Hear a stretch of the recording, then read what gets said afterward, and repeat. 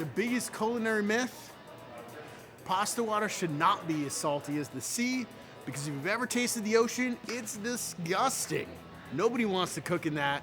Make your pasta water taste like a well-seasoned soup, because that's delicious. Seafood and cheese can't go together? Crab and cheese go together, shrimp and cheese go together. I don't want to hear it anymore. Fish and cheese, it's delicious. The fish and cheese myth, that's kind of like, I was very anti-fish and cheese for a little while, and now I'm kind of like, in my older age, I'm like, no, fish and cheese, it can marry together. Just gotta find the right fish and cheese. That cooking is simple and easy and cheap. It's often none of these things and never all three. That cooking is easy. I mean, cooking is easy. To be a great chef, I do not think is easy. You just don't all of a sudden become good. I've been doing it for 35 years, you know, and you really have to pay your dues. It's all about the work. French fries are not always better fried from fresh potatoes. Fried from frozen French fries are often the way to go. There are so many rules and laws and things that people will tell you are supposed to be the temperature of your steak or your burger, cheese with fish. There are all these things. I think the biggest thing to say, there are no rules. Break the rules. Don't listen to what people say. If you want your steak well done, eat it. I think in cooking, there's not necessarily a right way or a wrong way. I think everybody likes to think they know the right way to do it, but just do it your way.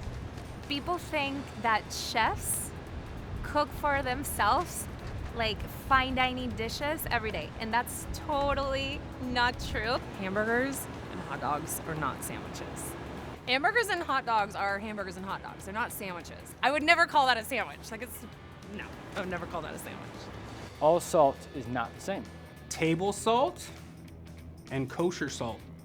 Yes, they're salts, but one is for cooking and one belongs in the trash. Kosher salt is what you should be cooking with.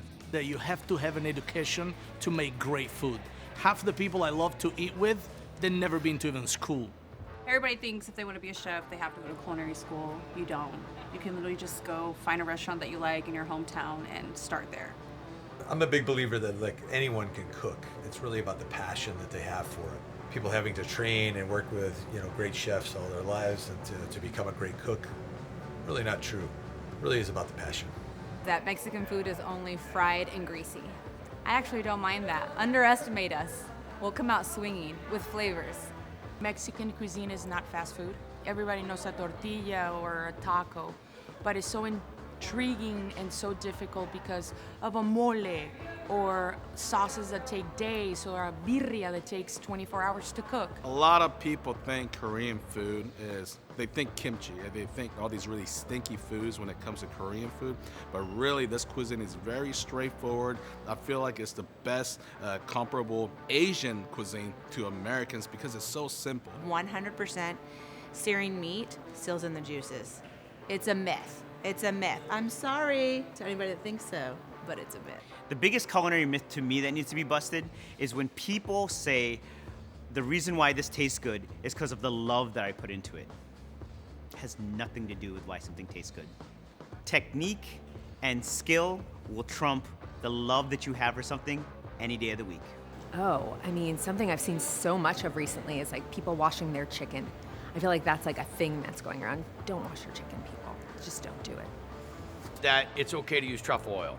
I mean, truffle oil is kind of like free perfume at the Macy's counter. Just because it's there doesn't mean you need to put it on. That foie gras is delicious and it belongs on anything. I don't know, I get bugged out about all the myths and conspiracies on the internet about food. Diets and fads are not generally sustainable. We've survived millennia because of what we eat, and we're still doing it for now. That you need to scream and berate your staff to get things done. Good food is not only about fine dining. You can find good, delicious food even on the streets. And I think that is something that everybody should realize. Food needs to be fancy to be good. We've definitely seen a lot of really good, simple, rustic food come out in the last few years in the fine dining scene and the regular dining scene. And we've seen how much people love that kind of cooking. So keep it simple. Keep it simple is a good rule to live by as a chef.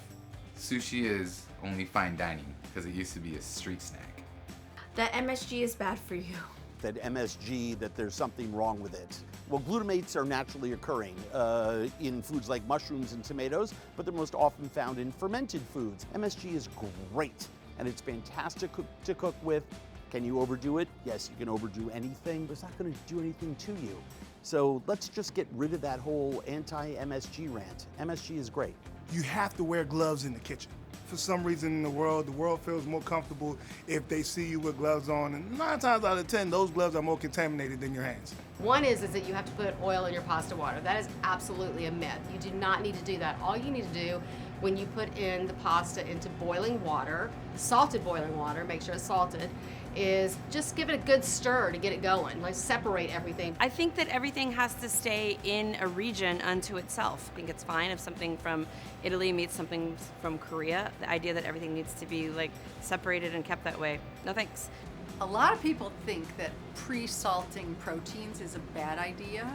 I totally 100% disagree. I love to like salt and pepper my chicken 2 days ahead of time, leave it uncovered in the refrigerator so it air dries. Same with a big, thick, juicy steak. You think it's possible to make good food if you don't start with good ingredients. That's impossible. You got to start with the best to end with the best.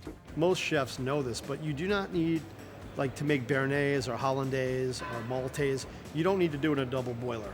It can be done in a sous vide bag, it can be done in a siphon.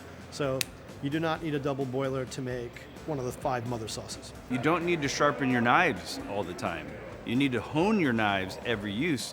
You don't need to sharpen your knives, but every year or 2 or 3 if you're not cooking every day. So the myth busted.